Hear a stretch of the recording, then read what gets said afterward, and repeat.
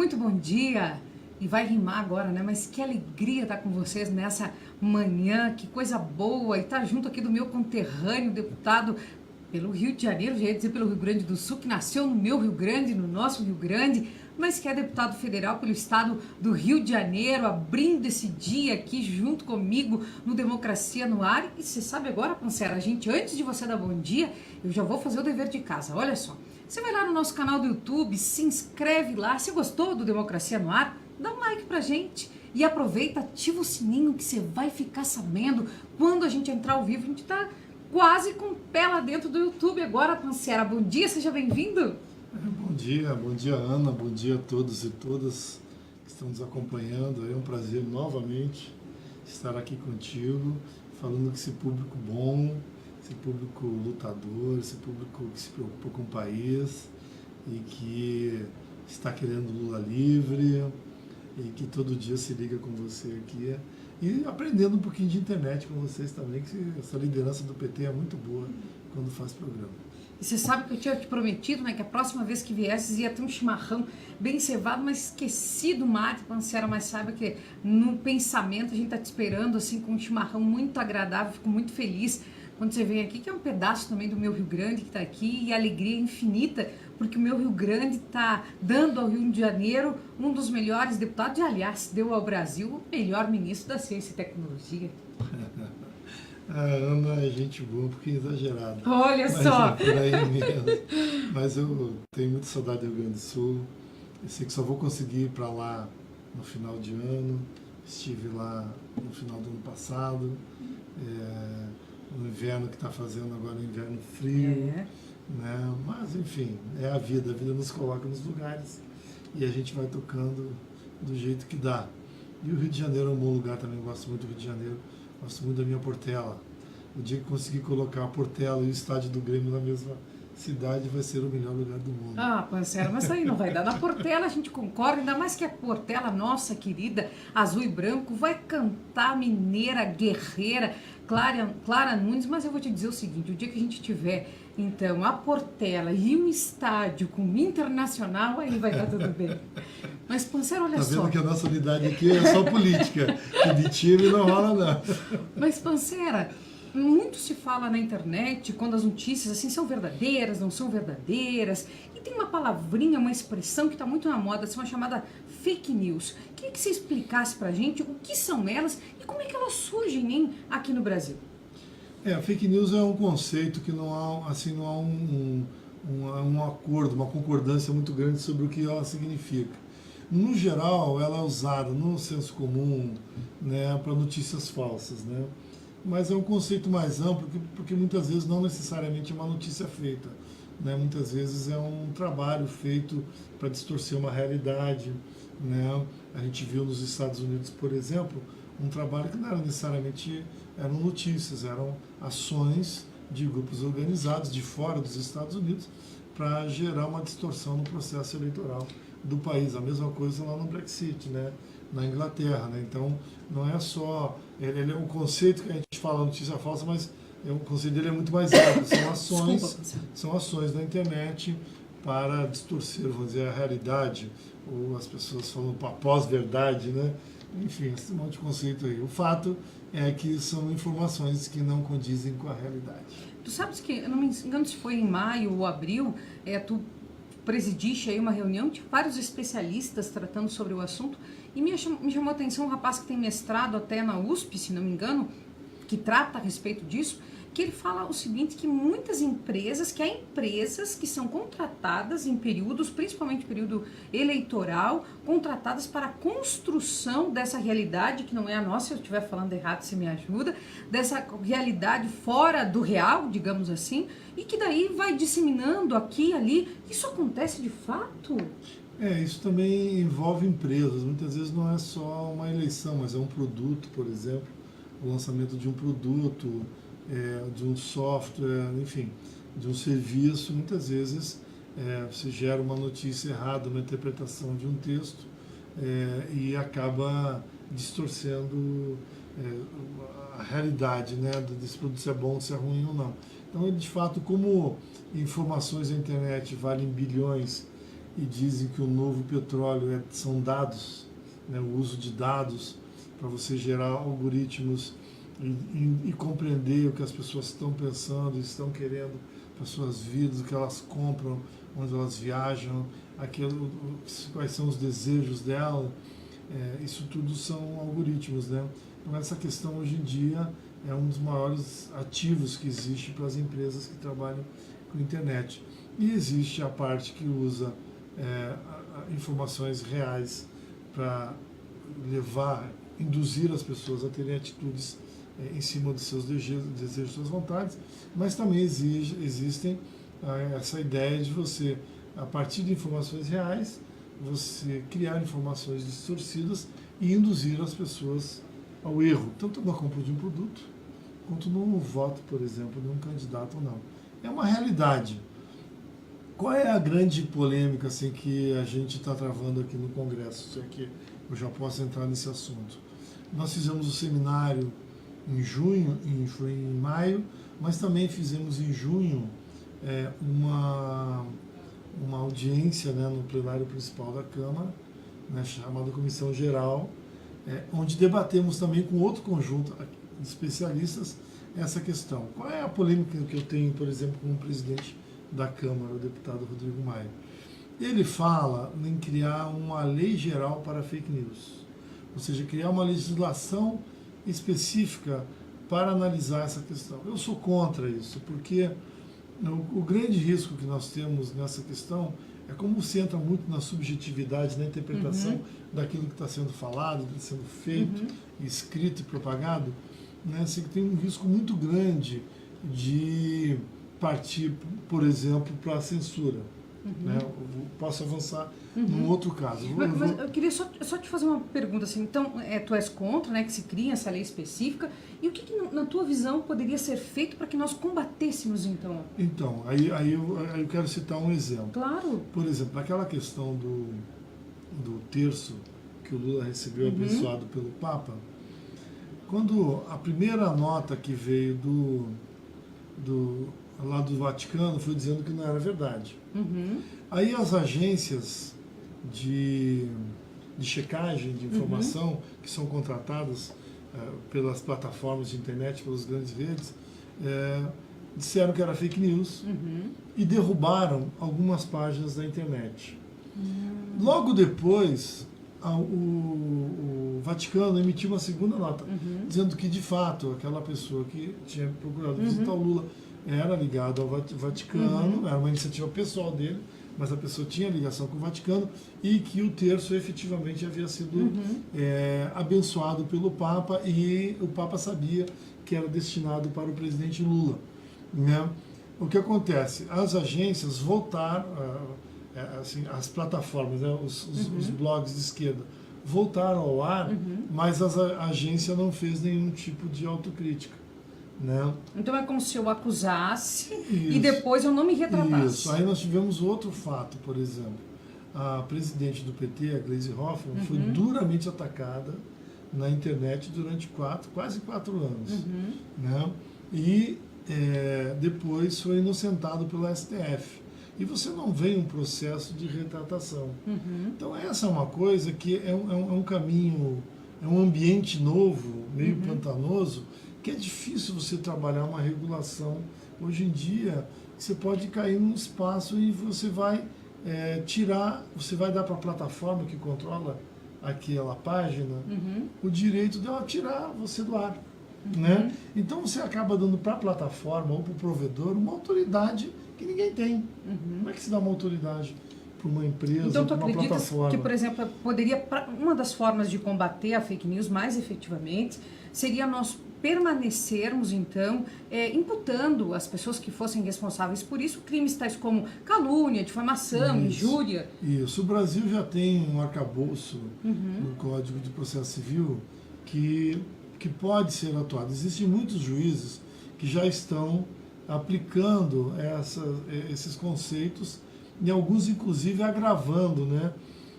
Botando mais de uma pena para agravar a pena para quem produz a notícia. Né? Agora, o que falta? é a agilidade das polícias, do Ministério Público, para fazer a investigação, descobrir quem foi que criou o fato, a notícia e penalizar especificamente isso.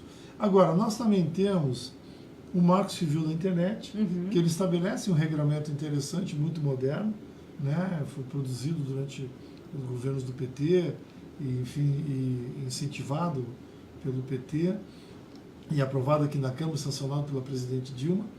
Nós temos agora aprovado no primeiro semestre desse ano, ainda em análise no Senado, uma lei geral de proteção de dados, que também ela entra um pouquinho nisso aí, daquilo, o que pode, o que é dado comum, o que é informação comum, o que é sigiloso do cadastro de cada indivíduo, de cada empresa, né, na internet. E essa lei, ela cria uma autoridade, Ana, uma espécie de uma agência que vai analisar o funcionamento da internet e indicar normas para isso. Então é muito melhor que seja assim. Por exemplo... É uma espécie de uma agência reguladora? É uma agência reguladora para a internet. Por quem? Por sociedade civil, governo e parlamento e justiça. Ela é bem composta, é interessante a composição. Então ela cria um novo parâmetro para você analisar isso. Não precisa o Congresso votar um conjunto de leis, porque a internet muda tanto, né? Imagina, daqui a 2 anos, como serão os acessos à internet? Há 2 anos atrás, você não tinha essa agilidade nos smartphones e essa facilidade de você gravar, editar e publicar um vídeo com tanta velocidade. A própria internet não permitia, porque a banda dela não comportava tanta transmissão de dados. Daqui a 2 ou 4 anos, imagina como é que estará isso, como vai mudar a nossa lógica de trabalhar. Então isso também a gente tem que cuidar para não ficar legislando e transformar numa burocracia que ali na frente ingessa a internet, deixa de ser interessante e as pessoas vão ter que criar caminhos para ficar burlando aquilo ali para poder atuar. Então, nesse sentido, eu acho que o que nós temos de legislação hoje, com uma justiça mais ágil, resolve a questão. E, Pancera, a gente está chegando aí perto do período eleitoral. A gente sabe, né, tu és, como eu já disse, és deputado federal e foste ministro da Ciência e Tecnologia do Brasil. E nesse período de campanha eleitoral, muitas pessoas, eu vou dar um exemplo aqui hipotético, né? Vamos supor que um prefeito X se apoderasse de uma emenda Y de um deputado lá. E aí, muitas pessoas, o que a gente pode ajudar as pessoas que estão nos vendo, cada um que está nos vendo, para de repente, vamos supor, o prefeito fala assim, mas a emenda do hospital tal é minha. E quando você vai ver, na verdade não é do prefeito, ou nem de algum parente do prefeito, enfim. Um exemplo, quando a gente vai ver de um deputado federal, e como é que as pessoas avaliam o que é certo, o que não é, o que é fake news, o que não é, o que é criação dessa realidade? Existe um limite aí que é da má-fé, né? Que é difícil combater a má-fé. Mas isso, a internet, ela só potencializa a velocidade da transmissão da má-fé. Mas a má-fé continua sendo um ato do indivíduo que você não tem como combater. Eu acho que aí é informação, né? Você combater isso com mais informação, mais informação. Eu passo por isso também, eu acho que todos os deputados, principalmente que são da oposição ao governo, estão passando por isso, né? Há uma caçada, assim, desde que consolidou essa ideia de que o Lula lidera a eleição, que a oposição de hoje, que foi apeada do governo por um golpe há 2 anos atrás, tem tudo e provavelmente ganhará as eleições esse ano. Você vê uma movimentação do que é o governo hoje para tentar restringir os espaços, inclusive distorcendo alguns fatos desse tipo. Aliás, Pancera, foste o único deputado federal da Baixada Fluminense que votou contra esse golpe aí na presidenta Dilma, né?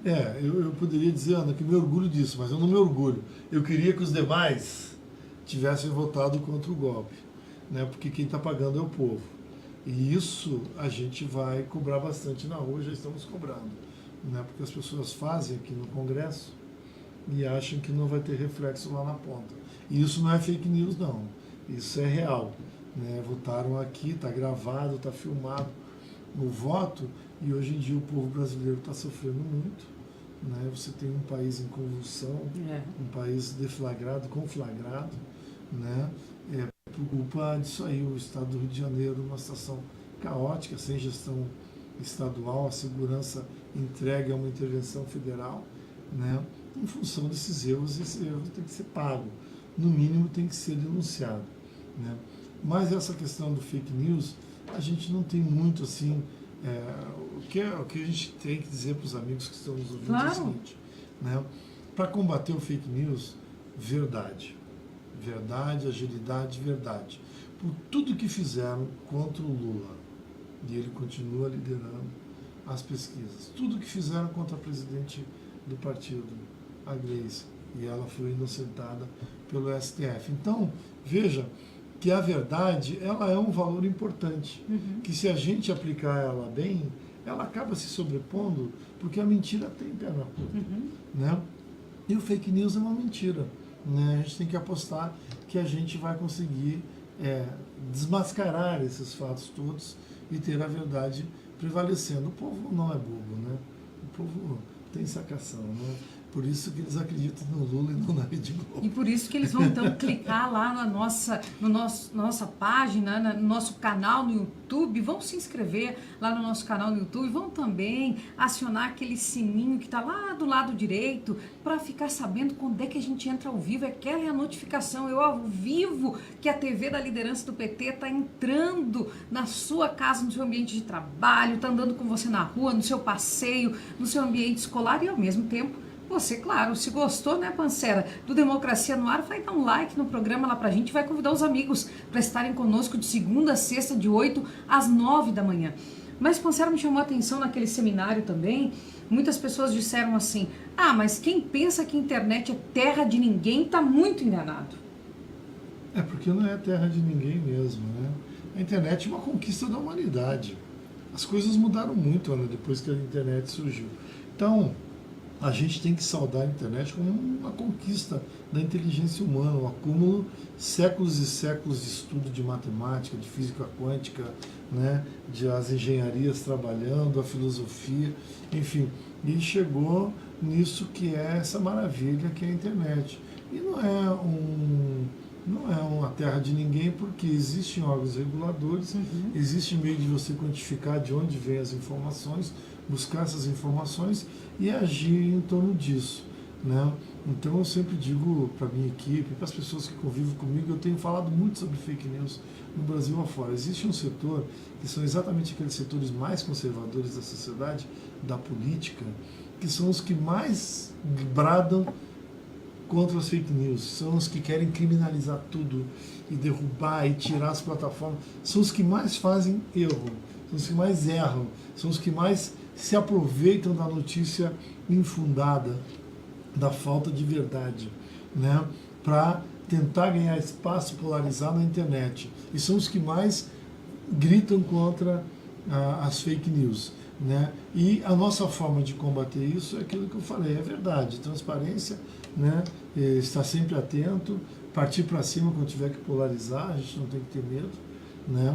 Mas eu acho que no Brasil nós estamos ganhando a batalha da internet, né? Existe um setor muito ativo, mas ele é minoritário, né? Aí o MBL, esse setor mais à direita aí, eles são muito ativos, eles fazem muito barulho, mas eles não são maioria. Eles só utilizam os piores e mais, vamos dizer assim, controversos métodos e artifícios, né, que existem na internet para dar uma dimensão maior do que eles efetivamente têm na realidade brasileira.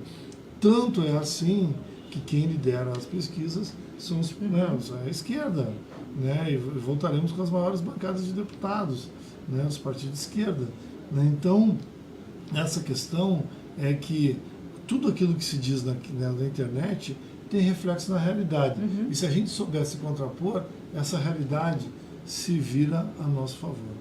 E, Pancera, eu queria que você conversasse com a gente. A gente teve aí, em junho, uma comissão geral aqui na Câmara dos Deputados que debateu fake news. Aliás, sua fala foi muito belíssima. Né? Você vai falar para mim, você é exagerado. Não é exagero, não é verdade. Eu queria saber o que você achou daquela comissão geral, o que a gente pode tirar de muito bom dali e quais são os próximos passos que a gente pode dar.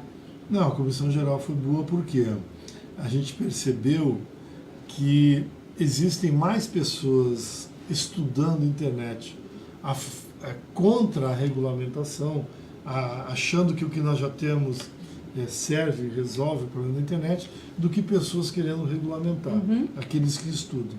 E como eu falei, tem um setor da sociedade que é organizado, é muito ruidoso, mas é minoritário, que fica tensionando, assim como querem que na realidade use arma para combater a violência, acho que tem que botar lei para combater fake news. Né? Então, é a mesma lógica, são as mesmas pessoas, e não tem jeito, porque é uma forma de ver a vida, e transforma e joga essa forma de ver a vida, de ver o mundo, para o mundo virtual. E a gente combina. Eu gostei muito daquela audiência, né? Eu até comecei falando de um texto, esses dias eu estava lendo um texto do livro de um amigo meu, chamado Últimas Inéditos, do Cruz e Souza, que ele pesquisou um conjunto de textos do Cruz e Souza, que é um poeta que faleceu há 120 anos, né?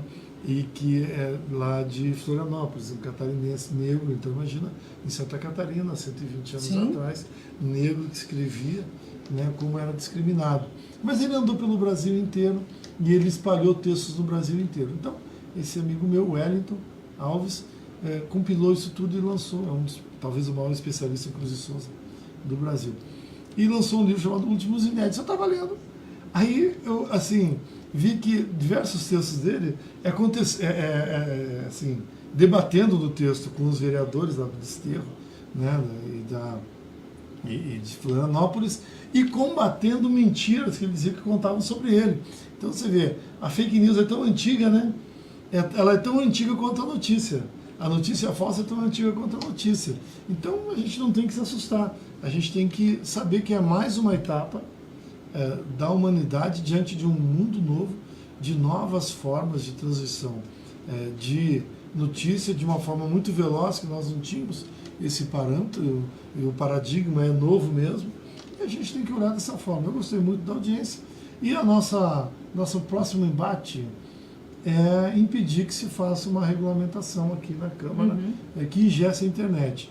E uma outra coisa é discutir com o próprio Tribunal Superior Eleitoral. O TSE, ao invés de criar fake news, tem que controlar a fake news. Cria uma força-tarefa para as eleições que estão chegando aí em breve, né? Uma força-tarefa para atuar onde houver notícia que está distorcendo a realidade, que pode criar distorção no resultado final das eleições. Mas podemos andar desse jeito. Você sabe que você falou de Santa Catarina, me lembrei que uma das colonizações também que chegou em Santa Catarina foram os portugueses, mas aí eu já liguei Santa Catarina a uma coisa que não é fake news, gente. Ele faz uma muqueca muito boa, já me prometeu várias vezes, não pagou, e a gente vai cobrar dele então nesse de verdade, mas também vai convidar cada uma e cada um de vocês para clicar lá em compartilhar o programa e ao mesmo tempo se inscrever no nosso canal do YouTube, acessar lá aquele sininho que vai mostrar quando é que a gente está ao vivo. Se você curtiu Democracia no Ar, dá um like também no nosso programa. A gente está ao vivo tanto pelas redes do PT na Câmara, Rádio Democracia, e pelas redes do querido deputado Celso Pancera. Pancera, quando você vai falar para os jovens a respeito de fake news, o que você fala para eles? Como é que eles podem ser instrumento desse combate da fake news, uma vez que muitos deles passam mais horas no telefone celular do que em alguma outra atividade?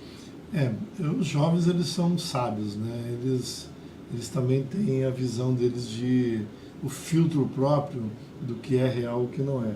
Muitas vezes eles reproduzem porque estão zoando, né? Ou querem realmente criar, constranger.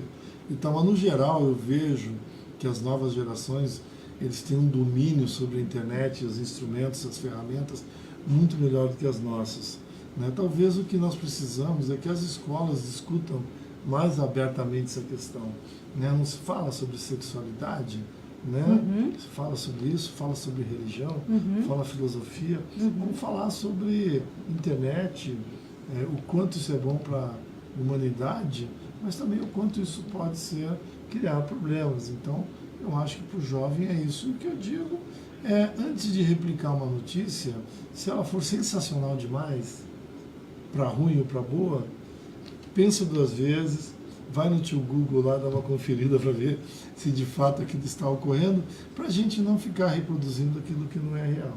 Né? As pessoas muitas vezes leem muito rapidamente e não refletem sobre aquilo que estão lendo, e já dão né, um compartilhar. Né? Isso acontece muito nos grupos de WhatsApp. As pessoas baixam aquilo ali, dão uma olhadinha rápida e já compartilham com a sua rede, né? Sem refletir efetivamente. Então, muitas vezes, eu já li textos do Veríssimo que você vai lá e corrige, não é do Veríssimo, do Veríssimo. E ele fala nos dias assim, tem tanto texto meu aí circulando na internet que eu tenho certeza que não são meus, mas quem sou eu para dizer que não são meus, se dizem que são meus, né? Então, o importante é que as pessoas deem uma olhadinha, vão conferir, né, os jovens principalmente, né? Os pais têm que ficar atentos também. E por falar nisso, né? Você conversou com aquele mocinho, a coisa mais amada desse mundo é Diogo, não é? Diogo. Você já conversou com ele sobre o que é fake news? Já, a gente conversou, a mãe dele também já teve conversa com ele, para cuidar com o que compartilha da vida dele, né, que informações ele pode... Porque muitas vezes a criança está ali vendo um blog, aí entra algum vírus maldoso ali e chama ele para uma outra conversa. E a criança não sabe distinguir o que é ruim e o que é bom. Ou então vê um filme, está vendo um filme e de repente entra uma pergunta. E aí, gostou? Como é que tá? Como é que é seu nome? Onde é que você mora? Né? Então é muito importante que os pais olhem o histórico, né, do que o filho está acessando, para ver se o que ele está acessando tem alguma maldade, alguma coisa que não seja razoável. Clica, vai dar uma olhada, mostra e chama. Né? Isso é para os pais, os parentes, quem fica, vai ter que fazer. Pode deixar muito à vontade, não precisa ficar censurando, mas tem que ficar olhando aquilo que está falando. Eu, assim, não proíbo muito o Diogo das coisas, porque ele tira boas notas, e você é uma criança que estuda, que tira boas notas, né, que se alimenta adequadamente. Se você começa a dar castigo, ela desaprende, né? Se eu estou fazendo tudo certo, sou castigado, né, ela acaba fazendo as coisas erradas, porque, né, então a gente também tem que equilibrar essas coisas. Então, a gente tem que, com frequência, dar uma olhadinha, eu vou no histórico do tablet dele, dou uma olhadinha, vejo o que ele está vendo. Muitas vezes eu fico deitado no sofá ou do lado dele, com o ouvido aqui ligado, né, naquilo que ele está ouvindo. Aí a gente para, filho, o que é isso? Quem é essa pessoa que está falando isso aqui? E vai conversando. As crianças, elas aprendem. Se a gente conduzir de uma forma adequada, conversando, as crianças, elas aprendem, são muito mais espertas do que a gente. Posso até avançar um pouquinho? Claro! Os pais que ficam dizendo que a internet é ruim para a criança. Esses dias eu estava participando de um debate sobre essa questão de internet. Eu ouvi um especialista falando, ele é um neurocirurgião, e ele disse que eles fizeram um estudo e que a criança que tem muito acesso à internet, ela aprende a fazer múltipla tarefa e ela tem que só aprender a resolver as questões até o final. E eles ativam 15 ou mais vezes o cérebro do que a gente. Então, nós estamos vendo surgir uma nova inteligência. Né? Quando essas crianças virarem adultos, né? se estudarem direitinho, etc., nós com certeza teremos uma humanidade muito mais inteligente, muito mais ativa do ponto de vista intelectual do que a nossa geração. E a gente tem que saudar isso, não tem que impedir isso, só cuidar, né? Educar e ficar de olho.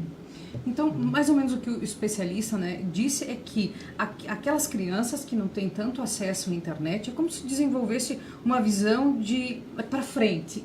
E aquelas crianças que têm muito acesso à internet conseguem desenvolver uma visão periférica. É mais ou menos isso? É mais visão periférica, né? É mais ativa, o cérebro funciona muito mais rápido, ele funciona com mais velocidade. Né? Então ele processa. Por exemplo, você está voltando ao Diogo. Claro, por favor. Né? Um dia o Diogo me perguntou assim, pai, como é que se escreve clear?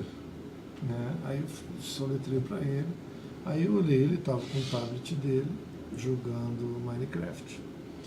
E no telefone da tia dele, da minha irmã, ele estava vendo como fazer para encontrar uma mina de um tipo de metal que ele precisava construir uma armadura naquele momento para enfrentar lá o monstro que ele ia enfrentar. Né?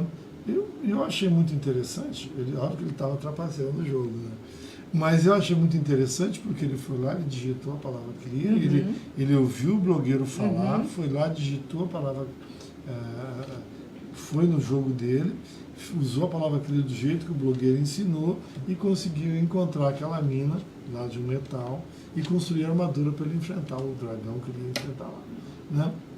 O que tem de lição disso? Primeiro é que está sabendo resolver a questão, ele está resolvendo uma questão, ele não está ali, ele está resolvendo. Agora, obviamente, você tem que controlar até onde para onde essa saída dele. Mas isso ativa o cérebro e ensina a criança a resolver os seus problemas. Né?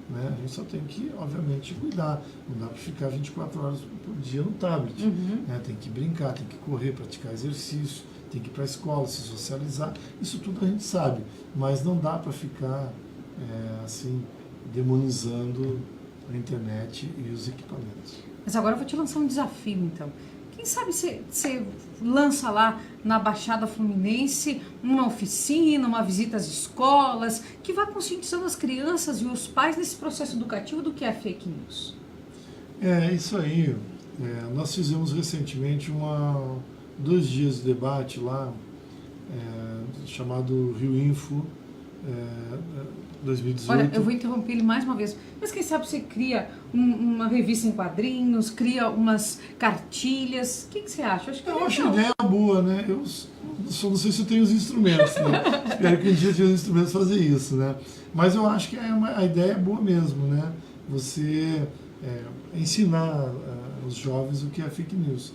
Né? Eu acho que é uma boa saída mesmo, a gente colocar, como eu falei, né? Já que se discute religião, discute sexualismo, sexualidade na escola, vamos discutir também fake news. Então vamos fazer um acordo. Olha a Gaúcha falando assim. Vamos fazer um acordo. Você fala que dá pra gente fazer e aí a gente faz aqui na liderança do PT. Vai criar os bonequinhos e tal. O que você acha? E você cria os textos aí com a gente. Bom, nós temos uma galerinha bem... O que você acha? sabe editar aqui, né? E quem vai avaliar se tá dando resultado ou não é o nosso querido Diogo. O que você acha? Vamos fazer uns memezinhos, umas brincadeiras animadas, pode ser.